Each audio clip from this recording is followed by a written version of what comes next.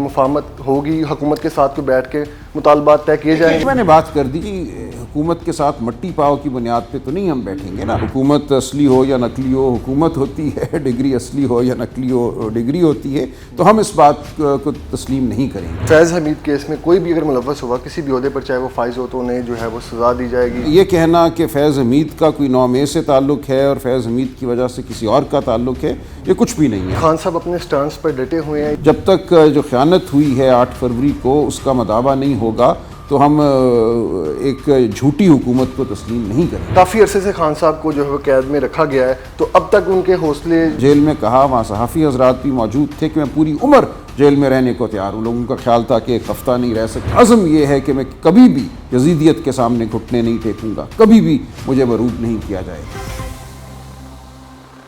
السلام علیکم جی, آپ دیکھ رہے ہیں جی این اور میں ہوں طیب سلیڑھی. میرے ساتھ موجود ہیں سلمان اکرم راجہ صاحب, پاکستان تحریک انصاف کے مرکزی رہنما ہیں, بانی P T I Imran Khan صاحب کے وکیل بھی ہیں. ان سے جانتے ہیں سر, عمران خان صاحب پر کس نوعیت کے کیسز ابھی باقی ہیں اور کب تک ان کی رہائی متوقع ہے؟ دیکھیں, کیس تو ان پہ کچھ بھی نہیں ہے باقی. آپ کے سامنے ہے, ایک عدت کا مقدمہ بنایا, ایک توشہ خانہ کا مقدمہ بنایا, سائفر کا مقدمہ بنایا. وہ تمام مقدمے تو اپنے انجام تک تقریباً پہنچ چکے ہیں.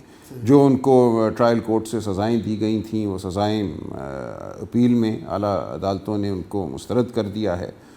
اب ان کے خلاف ایک مقدمہ یہ القادر ٹرسٹ کا چل رہا ہے, جو بالکل ایک مذاقہ خیز مقدمہ ہے. اس میں یہ بات بالکل واضح ہے کہ خان صاحب نے کوئی ایک پیسے کا بھی فائدہ نہیں اٹھایا, سرکار کو ایک پیسے کا نقصان نہیں ہوا اس معاملے میں, بلکہ فائدہ ہوا. 190 ملین جتنی بھی رقم تھی وہ سرکار کے خزانے میں پہنچ چکی ہے, جو ورنہ شاید 10 سال نہ پہنچتی اگر کبھی بھی پہنچ پاتی. تو کوئی بھی مقدمہ ایسا نہیں ہے جس میں ان کو قصوروار ٹھہرایا جا سکے. یہ تمام مقدمے سیاسی نوعیت کے تھے. عدالتوں کو, قانونی عمل کو استعمال کیا گیا, ان کو ایک طرح سے معتوب بنایا گیا, اور اس کا مقصد سراسر سیاسی تھا, کوئی انصاف اور قانون کا بول بالا کرنا نہیں تھا. اب صرف مقدمات جو رہ جاتے ہیں وہ 9 مئی کے حوالے سے ہیں, جس میں ان کا کوئی تعلق ہی نہیں ہے. 9 مئی کو وہ زیر حراست تھے, جو کچھ بھی ہوا 9 مئی کو. اب کوشش یہ ہے کہ کسی طرح وہ اس تمام معاملے کو ان پہ تھوپا جائے. فیض حمید صاحب کو گرفتار کر لیا گیا ہے. فیض حمید کا کیا رول تھا؟ 9 مئی تک تو وہ ریٹائر ہو چکے تھے, وہ جا چکے تھے. اب ان کو کسی طریقے سے قصوروار ٹھہرانا اور یہ کہنا کہ ان کی کوئی سازش تھی جس میں عمران خان شامل تھے, اور ظاہر ہے یہ ایک بالکل ایک ایسا مقدمہ ہوگا جس کی کوئی بنیاد نہیں ہوگی. اس لیے یہ اب کہا جا رہا ہے کہ ان کو ملٹری عدالت میں لے کے جائیں گے, تاکہ عام عدالت جہاں آپ میں ہم سب موجود ہوں, کھلی عدالت میں نظر آئے کہ ان کے خلاف کیا گواہی ہے, کیا شہادت ہے. اس تمام عمل کو ختم کرنے کے لیے ملٹری کورٹس کا سہارا لینے کا عندیہ دیا گیا ہے. تو ہم ظاہر ہے اس کی مدافعت کریں گے, عدالتی سطح پہ بھی, سیاسی سطح پہ بھی. جو پاکستان کے نظام کے ساتھ, عدالتی نظام کے ساتھ, سیاسی نظام کے ساتھ اور پاکستان کی عوام کے ساتھ کھلواڑ ہے, 8 فروری کو جو ڈاکہ ڈالا گیا الیکشن پہ, یہ تمام معاملات جو ہیں اب عوام کے سامنے ہیں, اور ہم عوام کی آواز بن کے احتجاج بھی کریں گے, دفاع بھی کریں گے. اچھا, کہا جا رہا تھا ستمبر تک میں جو ہے وہ کوئی تبدیلیاں آئیں گی سیاست میں, پاکستانی سیاست میں ہلچل ہوگی, خان صاحب جو ہے وہ رہا ہو جائیں گے, کوئی ایسے آثارات؟ مجھے نہیں پتہ. دیکھیے, یہ چہم گوئیاں ہوتی رہتی ہیں. میری نظر میں کوئی ایسی مجھے وجہ نظر نہیں آ رہی کہ کیوں کوئی بڑی تبدیلی ہو. یہ عوام پر منحصر ہے, عوام کی آواز پر منحصر ہے, عوام کے جذبے اور عزم پر منحصر ہے.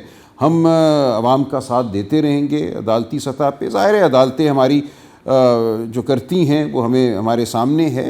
عدالتیں کوشش ضرور کرتی ہیں انصاف کرنے کی, لیکن عدالت کے اندر سے آواز اٹھ چکی ہے کہ ان پہ بھی دباؤ رہتا ہے, ان کو بھی ہراساں کیا جاتا ہے. یہ ہمارے سامنے ہے کہ عدالتی عمل کے ساتھ. کل جیسے D G I S P R صاحب نے پریس کانفرنس کی, انہوں نے کہا کہ فیض حمید کیس میں کوئی بھی اگر ملوث ہوا کسی بھی عہدے پر, چاہے وہ فائز ہو, تو انہیں جو ہے وہ سزا دی جائے گی. اور دوسری جانب رؤف حسن صاحب نے بھی ایک اسٹیٹمنٹ دی کہ جی وہ مجھ سمیت پی ٹی آئی کچھ کے رہنماؤں میں کے ساتھ جو ہے وہ فیض حمید صاحب رابطے میں تھے. تو اس پر کیا کہیں گے؟ نہیں, دیکھیے کس نوعیت کا رابطہ تھا یہ میں نہیں جانتا.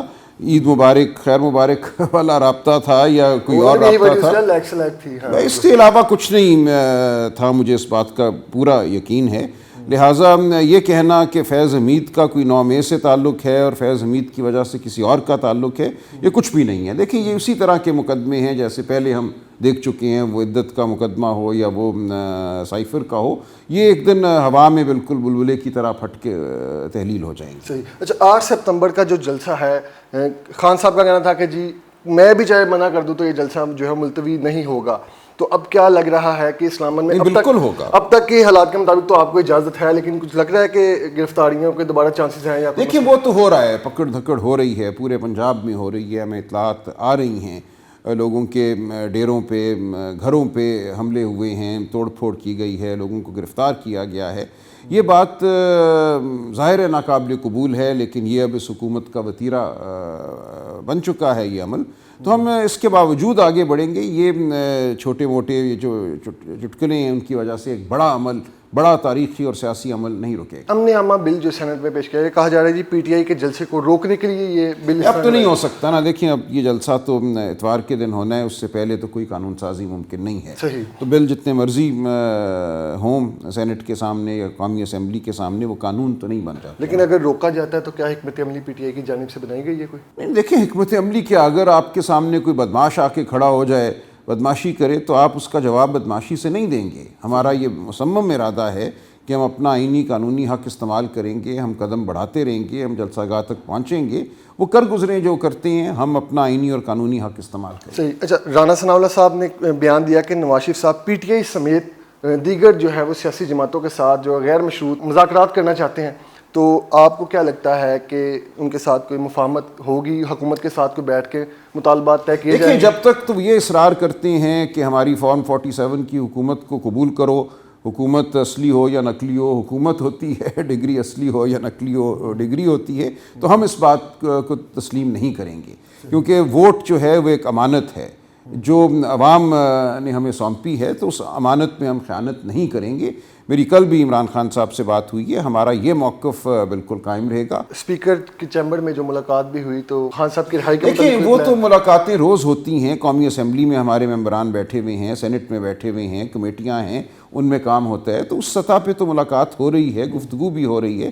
لہٰذا یہ کہنا بھی ایک بس ایک چورن ہے جو بیچی جاتی ہے میڈیا پہ کہ پی ٹی آئی والے بات نہیں کرتے، بات نہیں کرنا چاہتے۔ اچھا آپ نے بتایا کہ خان صاحب سے آپ کی ملاقات بھی ہوئی، تو انہوں نے جلسے کے حوالے سے کیا انسٹرکشنز دی ہیں؟ اس کے یہ علاوہ بہت پرعزم ہیں اور بالکل ان کا حکم ہے کہ پاکستانیوں کو اپنے بنیادی حقوق کے لیے باہر آنا چاہیے۔ یہ کوئی صرف پی ٹی آئی کا معاملہ نہیں ہے، آپ نے دیکھا کس طرح کراچی میں ایک استاد کو اغوا کیا گیا روکنے کے لیے کہ وہ سنڈیکیٹ کی میٹنگ میں یونیورسٹی کی نہ جا سکے، ایک جج کی ذات پہ تعلیمی کریئر پہ حملہ کیا گیا کیونکہ وہ جج آزاد منش ہے، وہ اسلام آباد میں جو الیکشن کا فراڈ ہے اس کے حوالے سے فیصلہ دینے والا تھا یا اس جانب عمل کو جو ہے وہ چلا رہا تھا، لہٰذا اس کو روکنے کی کوشش کی گئی۔ تو یہ تمام معاملات میں سمجھتا ہوں پاکستان کی عوام کے سامنے ہیں، جو غربت کا عالم ہے، جو پالیسیاں اپنائی جا رہی ہیں اس وقت، میں آپ کو یقین دلاتا ہوں ان سے غربت میں اضافہ ہوگا، کمی نہیں ہوگی۔ اس وقت ایک ایسی حکومت ہم پر نافذ کر دی گئی ہے جو بالکل سمن بکمن ہے، جس کے پاس کوئی نیا خیال نہیں ہے، جس کے پاس کوئی عزم نہیں ہے عوام کی فلاح کا۔ تو پاکستان کے عوام کو اپنے بچوں کے مستقبل کا سوچنا ہوگا اور باہر آنا ہے۔ اچھا موجودہ حکومت کی کارکردگی کو لے کر کیا کہیں گے؟ چونکہ آپ بھی سینئر سیاستدان ہیں، کیا سمجھ رہے ہیں ملک کس طرف جا رہا ہے، کیسے بہتری ہے؟ یہ ملک میں سمجھتا ہوں بالکل ایک جو اشرافیہ کی سیاست اور اشرافیہ کی معیشت اس ملک میں 77 سال سے قائم ہے، اس کو گہرا کیا جا رہا ہے۔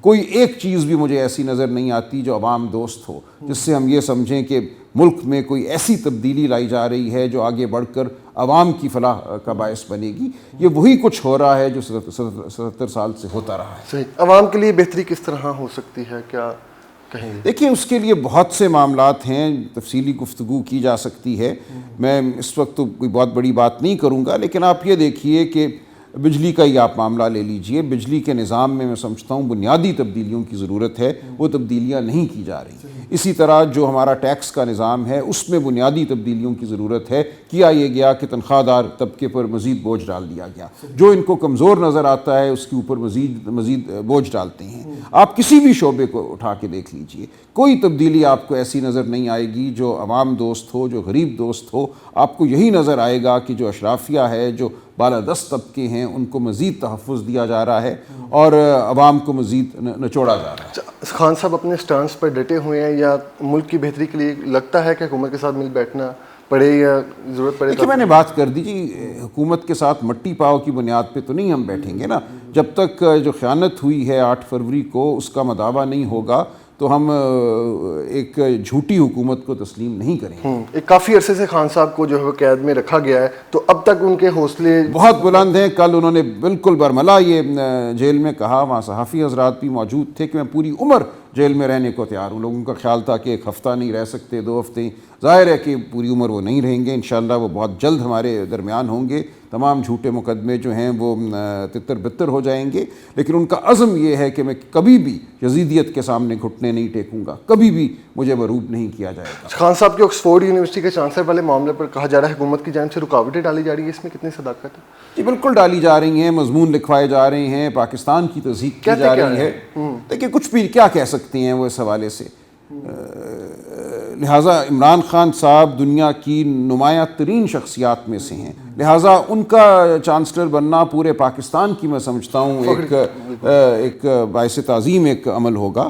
لیکن جو لوگ جو کرنا چاہتے ہیں وہ کریں، ہم پاکستان کی تعظیم کے لیے اپنا عمل جاری رکھیں۔ صحیح۔ اچھا آخر میں مجھے یہ بتائیے گا کہ نواز شریف صاحب کے متعلق خبریں آ رہی ہیں کہ وہ لندن واپس جا رہے ہیں، وہ تو آئے تھے کہ کہا جاتا تھا کہ جی میاں صاحب آئیں گے اور وہ پرائم منسٹر بن جائیں گے، اب جو خبریں آ رہی ہیں اس میں کوئی آپ کی اطلاع کیا کہتی ہے؟ کہہ سکتا، یہ تو پھر چمگوئیاں ہیں، لیکن اتنا تو نظر آتا ہے کہ جو ان کو تاثر دیا گیا تھا وہ درست نہیں تھا۔ ہم جانتے ہیں لاہور شہر میں جو ڈاکے اس دن پڑے پورے ملک میں، اس کا ایک مرکزی جو ایک حملہ ہوا وہ لاہور شہر میں ہوا۔ یہاں کی نشستوں پہ جس طرح جیتے ہوئوں کو ہروایا گیا، میں اس میں اپنے آپ کو بھی شامل کرتا ہوں، لیکن یاسمین راشد صاحبہ جیل بیٹھی جیت چکی تھی۔